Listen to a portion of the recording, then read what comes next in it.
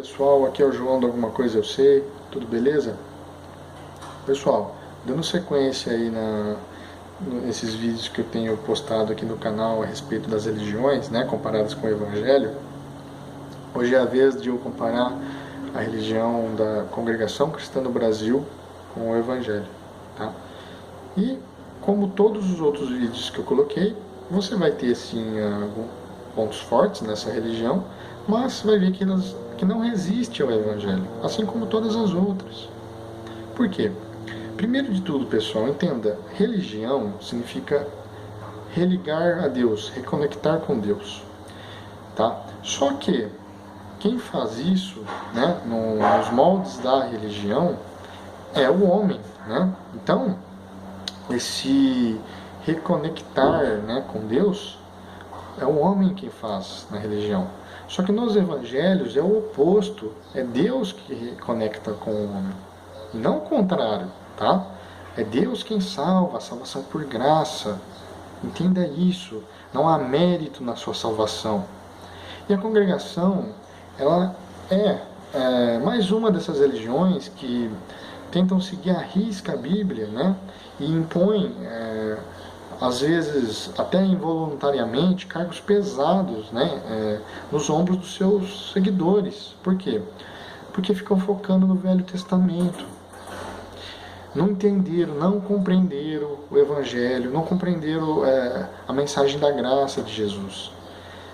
Parece que nunca leram Gálatas capítulo 3, nunca leram Romanos, nunca leram as cartas paulinas, né, que fala da salvação por graça. Por quê? O homem que fosse viver pela lei, ele teria que cumprir todos os mandamentos da lei, todas as ordenanças da lei mosaica, todos. E se o homem transgredisse um desses mandamentos, uma dessas ordenanças, ele seria responsável, culpado por todos os outros juntos. É isso que a própria Bíblia fala. Então, para que Deus fez isso? Mais uma vez, Deus deu os 10 mandamentos naquele contexto, né? E para servir de exemplo que nenhum homem por si só vai conseguir lá naquele dia, diante de Deus, dizer: olha, Deus, me salva, pois eu consegui fazer tudo certinho, cumprir tudo certinho, suas ordenanças, leis e tudo mais. Por quê? Você pode nunca ter matado, nunca ter roubado, etc. Mas você certamente cai no pecado por pensamento, que é a cobiça.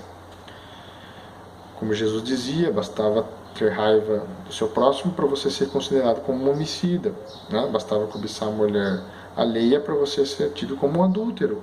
Então, você perceba que os 10 mandamentos é uma placa de contramão. Não é por eles que você vai ser salvo, é pela graça. Aí, uma vez salvo, automaticamente você vai passar a fazer a obra de Deus, a vontade de Deus. Por quê? Por amor, não por barganha. Você não vai fazer isso para receber algo em troca. Você vai fazer porque na sua natureza de salvo, você vai ser impulsionado automaticamente a fazer as coisas conforme a vontade de Deus. E se porventura você errar, basta se ajoelhar, se arrepender e pedir perdão a Deus. Só que um salvo, ele não vai ter uma vida imprudente. Já que estou salvo, eu vou sair por aí errando à vontade, né? E quem pensa assim, provavelmente nunca foi salvo, tá? Então aí que tá. A congregação ainda não compreendeu isso. Tem muitos erros doutrinários. O problema da congregação não é questão de monetária, não é abuso, sabe, de roubar fiéis, que nem a maioria das igrejas pentecostais. Não é isso. Lá é uma igreja séria, uma religião séria. Tentam seguir à risca a Bíblia, só que não compreenderam. O problema da congregação são erros doutrinários e fardos pesados, porque você acaba caindo no farisaísmo. Você está entendendo? Por exemplo, lá reina muito o termo pecado de morte. Pessoal, pecado de morte não é morte do espírito, é morte da carne, é morte do corpo físico. É só ler as passagens onde fala disso na Bíblia. Todas as vezes que foi citado o pecado da morte, a pessoa estava passiva de ser morta por apedrejamento, né? Conforme as ordenanças mosaicas, né, oriundas da lei mosaica. Quando Jesus veio, cessou isso daí. Se você for seguir o Velho Testamento, você vai ter que apedrejar quem pecou. O problema das religiões cristãs é exatamente isso, eles ficarem selecionando, vamos criar doutrinas com base nessa passagem ou nessa. É o evangelho que está em voga, aprendam uma coisa. Tiram essa ideia da cabeça. Aí você fala essas coisas com base no texto bíblico, eles vêm com aquele chavão, tipo assim, a letra mata. Como se dissessem, muito estudo bíblico mata. Porque tem uma passagem que fala assim, a letra mata, mas não é esse o significado por trás dessa passagem. A letra que mata, que estava se referindo, é a letra gravada nas pedras dos 10 mandamentos. Será que vocês não... Vocês têm que entender o contexto da passagem. Não adianta pegar versículos isolados. É o que acontece com as religiões cristãs, principalmente com a congregação. Eles pegam versículos isolados e criam doutrinas. E aí sai erro. Entendam isso. Muito o cerne da congregação é pautado na guia pelo Espírito Santo. Eles buscam oração, a palavra vem revelada. Eu creio que isso ocorre, tá? Só que isso não é uma coisa exclusiva da congregação, tá? Revelações de Deus estão por toda parte, de formas diferentes. Eu creio em revelações divinas, sim, claro que eu creio, né? Agora, quando a palavra que vem na congregação não bate com a Bíblia, não bate com os evangelhos, não é a palavra de Deus, é a palavra do homem. A palavra de Deus é a Bíblia. Então saiba filtrar. Aquilo que você ouvir e bater, que estiver em consonância com os evangelhos, é palavra de Deus. Aquilo que fugir, não é. É assim que funciona. Quem me dá essa garantia? As próprias Escrituras. Os discípulos de Cristo, os apóstolos, Paulo, todos eles, Pedro. Basta ler e pedir discernimento do Espírito para entender a mensagem, que não é difícil, é simples, é a religião que complica. Tá entendendo? Então a congregação ela é muito assim, muito separado, né? Muitos a têm como uma seita. Eu não considero a congregação uma seita, mas ela é muito hermética, ela é muito fechada, né? No sentido de que só é considerado irmão quem pertence a eles, né? Outro erro da congregação doutrinário, o batismo salva. Não, o batismo não salva. O batismo ele representa a morte, né? E o nascimento, o novo nascimento, representa o sepultamento do velho homem. Só que ele é um ritual ordenado por Cristo, devemos, né, sim, fazer o batismo, mas que representa o quê? Como quando você lê naquela passagem, aquele que crer e for batizado será salvo. O batizado ali que salva não é o rito nas águas. O rito, né, o ritual ali de ser batizado nas águas apenas simboliza, né, simboliza o verdadeiro nascimento. O verdadeiro nascimento acontece quando você crê em Cristo como seu único e suficiente Salvador. Você crê na obra dele na cruz, na ressurreição, no terceiro dia. Isso, quando você se entrega de todo o coração e se converte, você se converte a Cristo, é Ele que te salva. Então, o crer e ser batizado é ser batizado pelas águas da palavra. Então, perceba que Jesus sempre usava alegorias materiais para aludir a verdades espirituais, né? Então, por exemplo, você sempre vai ter uma equivalência. Aquele que crer e ser batizado será salvo. Você crê em Jesus, você passa a ser batizado no Espírito Santo pelas águas da palavra. Só que aí tem um ritual fisicamente correspondente a isso, que é o batismo. Então não é o ritual em si que salva, e sim o sangue de Cristo derramado. Tá entendendo? Então, essas nuances que muitos irmãos da congregação não entendem, né? Eu sei que tem boas intenções no meio deles, né? Mas são homens. E onde tem homem, tem falha, tá? É aquilo que eu digo, não deveriam existir religiões. A coisa toda tinha que ser como no primeiro século da era cristã, sem templos. Templos, eles vêm do quê? Do catolicismo romano, que por sua vez é uma cópia da liturgia judaica.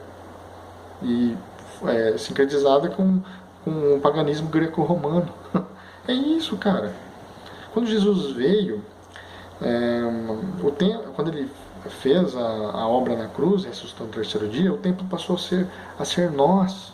Né? Nós somos o templo de Deus. Por que você acha que na Bíblia fala que Deus não habita em casas feitas por mãos de homens? Deus não habita em templos feitos por mãos de homens. Por que fala isso na Bíblia, gente? Vocês nunca pararam para pensar? Ou vai me dizer que a letra mata também? O Evangelho é simples, a salvação é por graça e não por obras. Embora a congregação creia em Cristo como Salvador, eles adicionam vários elementos necessários para se atingir a esperança da salvação, né? Nunca te dão certeza de nada. Então esses são erros graves doutrinários, tá? E esse negócio do pecado de morte, não sei o que, imagina quantas pessoas não se suicidam, não entram em depressão por causa de doutrinas errôneas assim, tá? Não estou falando, não quero dizer com isso que é um aval para o salvo sair pecando. Até porque se ele for salvo, ele não vai fazer isso. E ele não vai fazer isso por amor a quem o salvou, e não por barganha. Lá no céu, você não vai chegar na frente de Deus e falar: olha Deus, fui bonzinho, me salva. Não. Você está entendendo? Então, há a necessidade desse resgate do puro evangelho. É por isso que eu estou fazendo esses vídeos. Tá? Confrontando as religiões principais aí do cristianismo, né, com o evangelho. Simples. Então, qual seria o modelo correto? O modelo correto seriam pessoas saírem do sistema religioso, se reunirem em nome de Jesus Cristo, mas sem nome diferencial de placa. Sem essa de igreja tal, assembleia tal, não sei o que tal. Não. Você vai e se reúne em uma casa de oração, uma casa de um amigo, qualquer lugar. Temos essa liberdade em Cristo Jesus. Não precisa ser esses templos faraônicos chamados de igreja. Até o conceito de igreja está errado, como sempre. Porque igreja são pessoas, não templos, não religião. Tá entendendo? Então é isso que eu gostaria que entrasse na cabeça dos membros da Congregação Cristã no Brasil. Tá? É isso, não é difícil. É o Evangelho, simples e puro. Então, a melhor maneira seria se reunir em nome de Jesus, sem nome de placa alguma, sem aquela figura central do pastor lá na frente, do pregador, porque segundo Jesus, depois da obra dele, todos nós somos igualmente sacerdotes de Deus, sem essa de hierarquias. As menções que dão a entender que são títulos, né, tipo presbítero, diácono, não sei o que, na Bíblia, né? Isso são dons, não são títulos. Não é uma casta hierárquica, tal como a cristandade perpetuou desde o catolicismo romano para cá. Tá entendendo? São dons. Entenda essa diferença. Então, tem muito mais coisa para falar, mas eu vou parando por aqui, para o vídeo também não ficar muito longo. Mas é isso. É uma série de vídeos aqui comparando as religiões cristãs com o Evangelho. Tá? A simplicidade do Evangelho faz com que nenhuma dessas religiões resista a essa simplicidade. Tá? Nenhuma religião resiste à simplicidade do Evangelho, a mensagem pura de Jesus, de amor ao próximo, né? Coisa que está faltando em muitas igrejas, né? Muitas religiões, né? Então, assim, não quero dizer com isso que Deus não aceita o louvor de quem é da congregação, de quem é católico, de quem, sei lá, de qualquer outra igreja aí, né? Porque o que conta é o coração da pessoa, mesmo que ela esteja na ignorância, o que conta é o coração, tá? Mas os líderes, aqueles que sabem e fomentam o erro, esses um dia vão prestar conta para Deus. Bom, então a mensagem de hoje é essa. Peço que, se gostaram, que curtam, que se inscrevam, que compartilhem o vídeo, tá? Que me dê essa força. E eu ficarei muito grato a vocês. Um abraço a todos.